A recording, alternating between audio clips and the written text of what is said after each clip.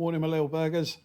So I've not been around. I've been away for the weekend with Beau on a rugby tour down to Burnham-on-Sea and Cheddar Rugby Club this past weekend.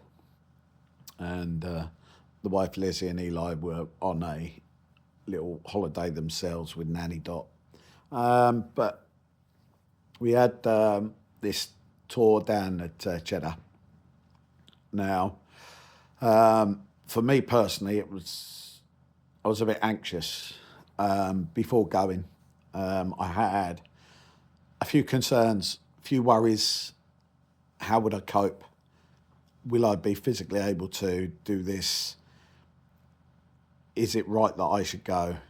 I was concerned about the actual sites themselves. So Cheddar Rugby Club and Lakeside Holiday Park. I was just worried and concerned on the accessibility and partial sighted issues that I suffer. And through it, there were some issues, big issues that could be resolved, but not major if you're able to figure things out yourself, which majority of the time I can try and do, but you still have them moments where some things get to you, and something did. I got lost at one point, not that the rugby team knew that, that I didn't tell him. Beau knew because I had to come back and get Beau to take me somewhere. Basically take me back to the caravan because I got disorientated. And I didn't know my lefts, rights, ups, downs, forwards, backs. It was like that. Now, with having the stroke and having the stroke brain, you sometimes cognitively fail. You don't mean to, you don't want to, but you just can get overwhelmed as well if you're tired and all that.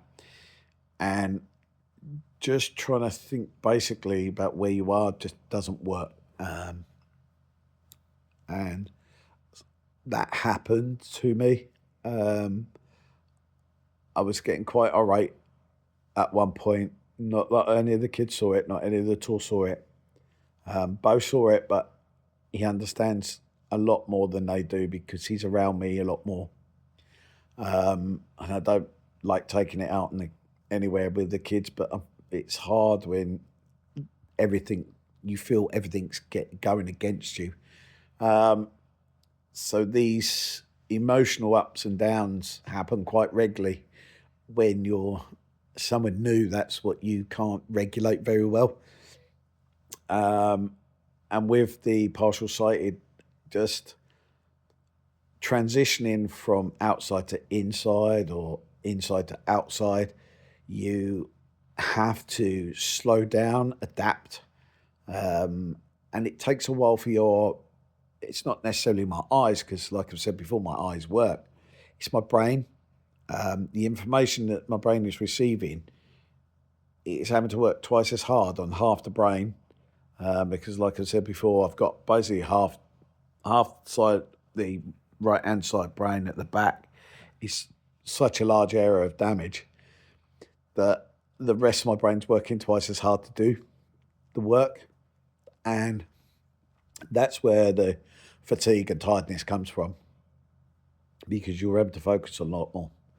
And obviously we was at a tour, so we're doing this festival there at Cheddar, and unfortunately, because it's rugby, just trying to keep on top of watching Beau and getting overstimulated with everything that's going on, it wears you down and can make the tiredness hit like a ton of bricks falling out of the sky. It can hit you that quickly. But generally speaking, I managed to cope with most of it all right. But there were moments. There were, unfortunately, some ground areas that weren't fit for mobility, we they had disabled parking, or what they deemed disabled parking, but they ended up putting us on uneven ground. So as I stepped out the vehicle, because I had to take our van, mine and Lizzie's van, we had Sue and Z that drove us down, but they used our van because it's got more seats. And yeah, so stepping down, the ground that I was standing on was unstable. It was recycled granite or something like that. It was like that. It wasn't a proper grounding. And there was a dip, and then there was a curb, and there was a step, and all of this was just getting out the van. And then once I got out of that, I got up onto the concrete drive that run all the way down. That was fine. I could stay stable in that, and that was not a problem. Once you traversed all the cones and barriers, once I got around those, it was fine. But then going on to the site, I was having to walk on the grass areas, which I'm used to over in Folkestone Rugby Club and other rugby clubs. Some are better laid out for accessibility, some are rolled better, some are flatter. Some do have their issues. Even at Folkestone, we have pitch 1, 2, 3, and 4. Pitch 4 can have a few more issues because it's more in the wilderness, so there might be a few divots and things like that. That's generally what we have getting up the hill to that one. So every site has something. But when I was there was also at one area, there was an area where they put an ambulance on, and there was a concrete pad. But this concrete pad had a big drop. It must have been about over 2 foot drop at one edge, but there was no yellow markings on it, no warning signs to say beware.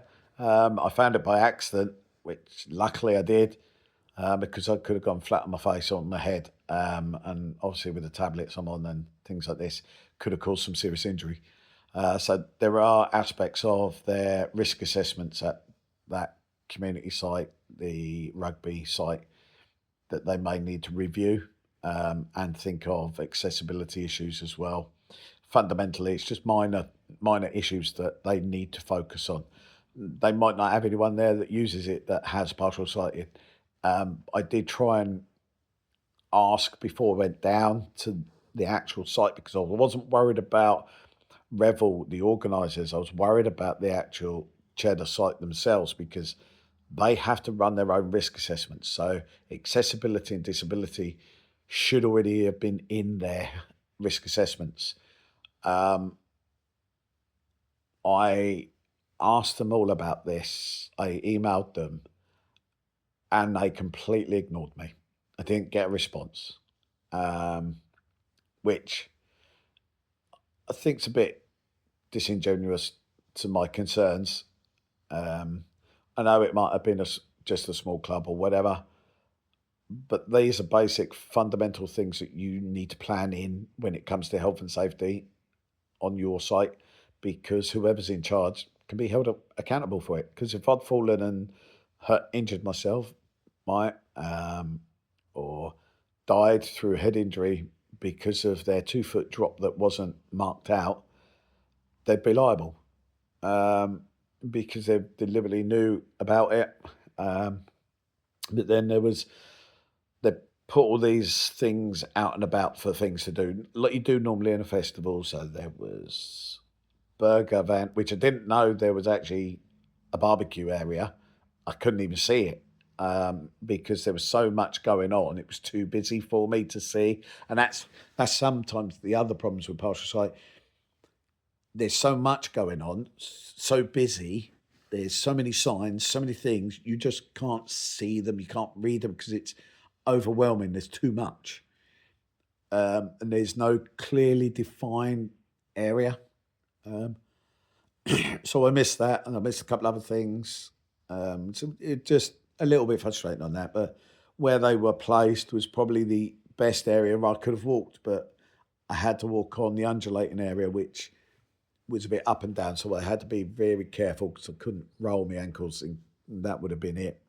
But by the by, we got to where we needed to be. We got to the pitch side, and there were some good pitch areas. Pitch A was really good. They had seating, standing. It was easy by. They had nice handrails that if I wanted to stand up, I could hold the handrails. That was such a blessing for me because it actually helped me a couple of times because I was getting tired. But obviously, I still had my chairs, so I had my chairs to sit down in. But it was just overall the whole event was tiring for me. Um, and like I've explained before, trying to watch Beau play rugby is very difficult because he's moving a lot quicker than I can see because it takes my brain so long to catch up. And I'm working so hard to do that. And with all the noise going on around me, it's really hard for my brain to filter that out anymore. So it just gets a bit too much. And as the day was going on, I was getting tireder and tireder and tireder um, on the first day. But the boys, oh, pardon me, they've done really well. As you can see, I'm still tired now. It's obviously Tuesday. We come back Monday and I'm still knackered now. But the boys held the count of themselves really well. They've done amazing. Um, they literally won their group on the first day.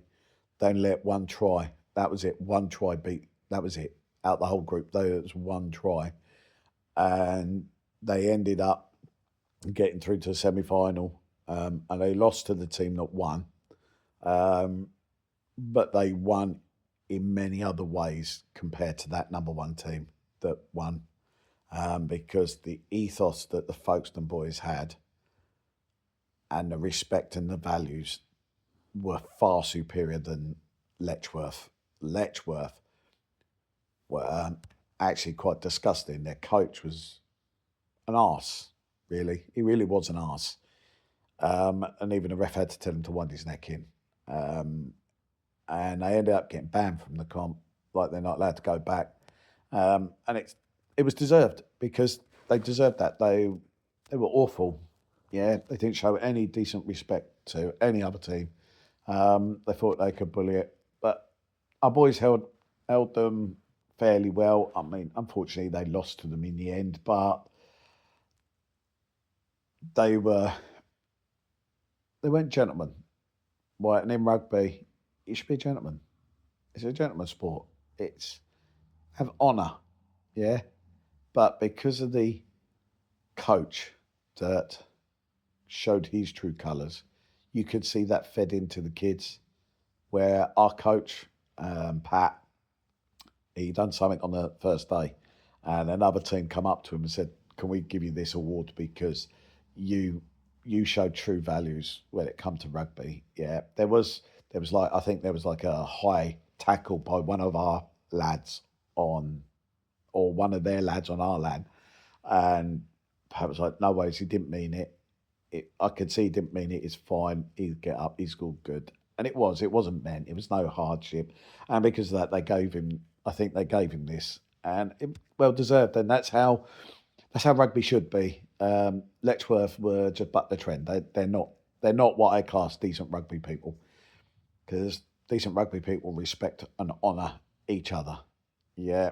But they completely disappointed themselves in front to us and everyone else. They're now banned from the festival, like I said. They're even banned from the caravan park that we stayed at. So it shows you the attitude they had and it shows you the type of people they were. Yeah, they completely were disrespectful to so many.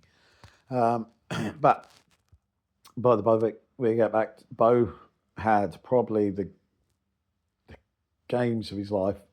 He played so well and the switch in him changed. He became someone else. He enjoyed it that much, and he was so buzzed. He was buzzing all day. The Saturday, Sunday, he was buzzing. He was like, "Oh, I love it. It's really great. I really want to do this." And at one point, he got subbed off. He's like, "I don't want to be off. I don't want to be off. I want it to stay on. I want to carry on." That was like, brilliant, mate. That's brilliant. Like, because you're loving it that much. He was fantastic. But yeah, he done that. But he done really well. He was like, I was so impressed with him. I was doing proud dad moment. Like, as you can hear, my voice is gone because I was screaming so much. But I got proud dad moment with him. He was so impressive. Parents all highlighted it. Coaches highlighted it, and it was lovely feedback. He done almighty tackles. He was pick and goes. He was doing all sorts. There's things I was missing, but people were saying and shouting. I could hear, and I was really impressed with things he was doing.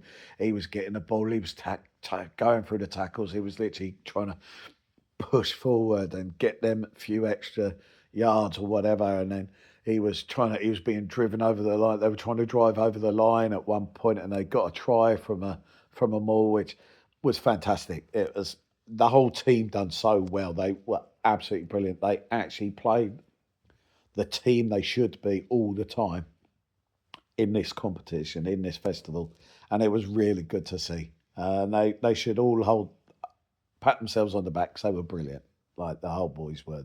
Like Emmy was her last game with the boys, and it was so sad to see because Ashford, her coach up there, treated her disgustingly, and all the folks in the team miss her already. Didn't want her to go, but she's a brilliant girl. If she's not playing for the Roses, there's a problem. Someone has let her down. She's that good a girl.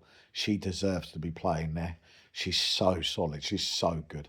And such a lovely girl as well. Right? And all the kids loved her. Right? The boys are going to miss her. Right? Um, but yeah, she had a good send off. We really did. We gave her a good send off, and the tears were flowing. It was beautiful but heartbreaking at the same time. Yeah. Um, but she's off to pastures new, right? And fingers crossed it all works for her because she deserves it. She works hard on the pitch. But getting back to the site, obviously, like I said, Cheddar was probably not perfect for people with mobility issues. Um, but then we went back to the lakeside caravan park, which was at Burnham on Sea, which is where we were staying. Um, I don't mind being self deprecating. I don't mind taking a piss about me, about my sight issues, about my mobility issues. I don't mind. If I can make someone laugh, I'll make them laugh. Bit mischievous like Beau. Um, went to collect the key when I finally found the reception was closed. Well, when we found out where we had to go, went into the bar, got the key, and the ladies there were like, "Yeah, oh, here's your map. I'll show you where you're." And I went, "Oh, that's great. Give it to the person who's blind and can't see it." I went, "Give me the map to make my way round to somewhere, just to make light of it." And the girls, they just cracked up. They gave me which was all good. They gave me the directions, and we was okay. Um, Gave the map to Sue and that, and they managed to take us to the caravan. Ooh. But the caravan was a basic caravan, what you'd expect. Um, Steps up and down as you always get, but I'm mobile enough to be able to do it and factor it in. Um, uh, but I'm 6 foot. I think the beds are shrinking because I had about a foot of me hanging out the bed.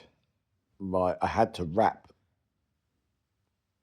what bedding we did have because it was all mixed. I couldn't see it under the bed and out and round so that my feet could stay warm all night. Um, but that's by the by. At least we had something to put our head down. But the site itself, now it's a nice little site. Probably a family run one. That's what it seemed like. It wasn't a big name. Um, it had a small entertainment zone area, bar area. That's it. I couldn't remember what it was called. Clubhouse. There we go. Stroke brain again. Yeah. See, I can't. That's it. Brain just no, not having it. Um, but trying to find my way around was a bit difficult because when I went in, it was dark inside. It was light outside. So I started then now bright lights shining in there. So he had lots of stuff that were making it difficult for me to see where I needed to go. It's not their fault. I just things I have to cope with. Um, but it just takes a while to reset. Like I said, it's not my brain. It's not my eyes that have gone. It's my brain. So I'm having to work really hard to try and focus on things, and it sometimes doesn't work very well. Um, but nice little site. They've done real basic food, chips and burgers, sausage and chips, scampi and chips. It was real fry food. That was all it was. It was a deep fat fry, bang done on your plate. That was basically what it was. So it wasn't nutrient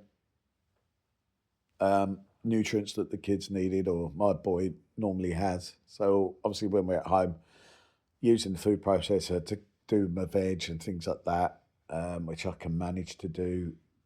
So I've adapted my cooking style for the things I can and can't do. Um, so there might be a lot more slow cooker things, like Lizzie does a few of those. But I can probably do that just by throwing it in a pot, throw a couple bits in because they're easy. That I can now do a bit more, but I still knock things over. I still, like as anyone does when you've got posh sight, I walk into the door, I walk into the cupboard, I walk into the table, I walk into the chair. Um, I'll knock over a drink, I'll knock over the salts, the vinegars, everything. I'll just knock it all over at some point. Not always, but like generally every day I've knocked something over. Um, but I can at least try to cook better food than what was down there. Um, but it facilitated if you needed something, which was good. But the site itself, there were where we were parked and where we were staying was okay for me, because it was off the road, just off the road into the caravan, perfect. If I'd had one of the other ones, if it had been further deeper into the campsite, I would have been a bit screwed across the mud and things like this. So for me, it was placed in a better place, which helped. Um, but the boys had a lovely night, great times down there. Right, they respected each other and people around there. They weren't very disrespectful. Some of the other teams, one of the other team was down there. Like I said, Letchworth got banned from there supposedly, and banned from the comp supposedly. I don't know how true, but um, the boys done really well. But yeah, I was there and managed to cope, but just a little bit overwhelming at times. Yeah. And these sort of events is I want to be part of because of my boys, but they are draining emotionally, mentally, physically, um, and everything. Like I'm going slow here now, but yeah, all of that all at one. Yeah, these things happen, but stay strong, my little burgers. Stay positive. We have ups and downs, but tomorrow's a new day. Yeah, just stay strong. Get your friends, get a community of some type, get together with them. They'll help you. We all need help. Every single one of us do. Yeah, do your best. Don't give up. It's not over yet. All right, nothing's over. You're still here. You're fighting strong. Stay strong. Yeah, you can do this. I know you can. I've done it. I'm still fighting every single day. I'm still fighting. You can do exactly the same. Keep fighting. Yeah, we can gain that resilience. Yeah, we just have to sell what we go through to other people that don't understand. Let them see the issues. This is hopefully why people will watch this channel. And they can see it. They can pass it to their friends. If you like the video, share it with your mates. Let them see and hear true tales of what someone suffers. Yeah, that they might not be aware of. It's no through fault of their own. They've just not experienced it. But it might help someone if you show it to a child. A child might understand why someone's got a white cane, because the other misconception that I always get is people go, oh, he's blind. I'm partially sighted, but I have the cane to let you know to beware of me so you don't trip me up because I don't see you or your child or your dog that you allow to run in front of me. So there's things that the cane is useful for, and that's why we have the cane. It's not necessarily because we're just completely blind. No, because most people with a cane aren't completely blind. They have certain sight issues with the partial sighted. But I also have the mobility issues, my neuropathy, the tiredness, the fatigue. It's still there. It's still staying here. It's still going, ongoing, daily. You have good days, you have bad days. And then you have even worse days. Yeah, that's normal. So stay strong, my fellas. Stay strong, my little burgers. I love you all. You are strong. You're doing well. You can get through this. You are brilliant. Just remember that. Yeah. Oosh. Love ya. See you later, guys.